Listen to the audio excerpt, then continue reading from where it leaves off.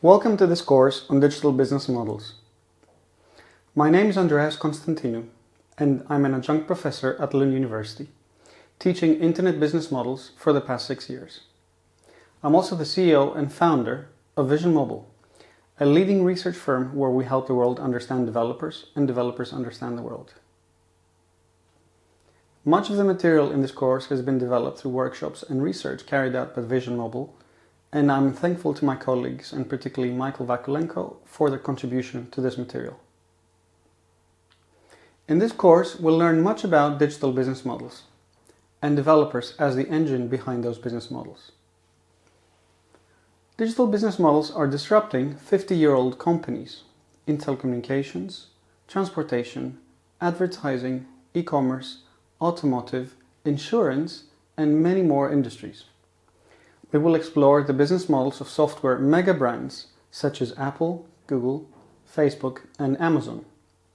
We will understand how software developers are not just the innovators, but also the decision makers in modern competitive battles, from mobile to cloud and from consumer goods to enterprise software. We will also explore how developers are the engine of digital business models, using examples from diverse industries, from healthcare to aviation. We have a lot of ground to cover, but let me ask you this first. What prompted you to study new business models? For me, it was trying to understand how business models are disrupting several industries and explain this to both students and clients. In fact, there are several industries under disruption today. The telecommunications industry, where apps like WeChat and WhatsApp are offering free messaging and calls to over 1 billion users. Transportation, where Uber is replacing taxi companies, couriers, and delivery services. Advertising, where Facebook and Google are dominating search and banner advertising. E-commerce, where Amazon and Tencent are taking away market leadership from 50-year-old traditional retailers. Automotive, where startups like Automatic.com can deliver emergency, ride-sharing and car repair services that were previously the exclusive privilege of car makers. Insurance, where companies like Beam Dental and Zenefits use digital business models to gain an unfair advantage in acquiring customers. It might seem puzzling how such diverse companies are disrupting the incumbents. We argue that technology is an enabler, while it is business models that are the agent of this change. To understand how companies work in the digital era, we need new management tools. Einstein famously said, "We cannot solve our problems with the same thinking we used when we created them." Traditional management techniques will work well for traditional markets and business models that were defined in the industrial age. They are not adequate, however, for understanding the changes that are taking place in internet markets and business models. For example, let's take a look at Nokia. In 2007, Nokia was unbeatable. It had nearly 40% global market share in mobile phone business. 4 out of 10 phones that were sold were Nokia phones at that time. Its power was unquestionable, and most industry observers considered that market domination as irreversible. If we were to use a classic management tool, such as Michael Porter's 5-force analysis in 2007, we would not have been able to predict the downfall of Nokia. The barriers to entry for mobile phone makers were very high. Producing a smartphone in late 2000s required incredible know-how in both software and hardware. Nokia had an incredible power over suppliers with a 40% market share.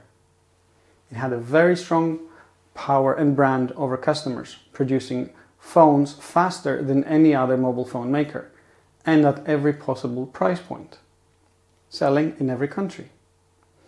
In 2007, Nokia was one of the top household brands globally.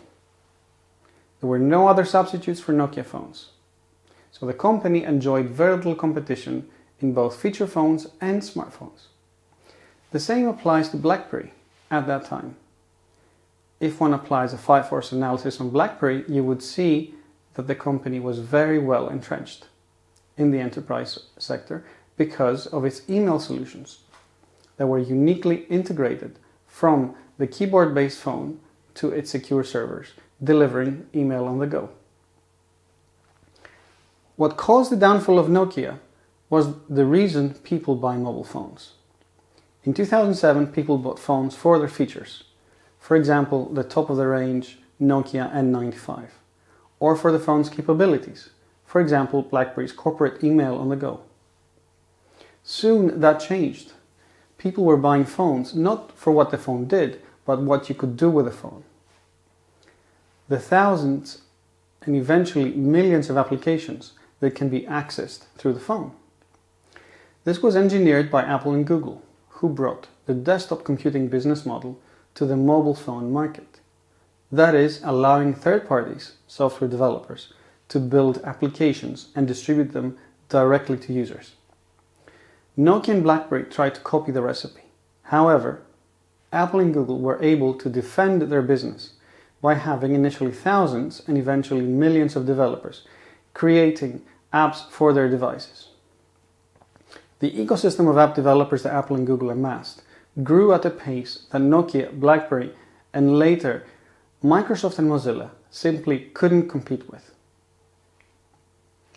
Apple and Google were able to use millions of third-party apps to drive demand to their core business. Apple's hardware business and Google's ad business, as we will see.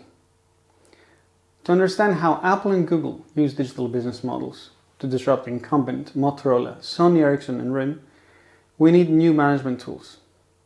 We collectively refer to these tools as digital business models, and we will explore them throughout this course.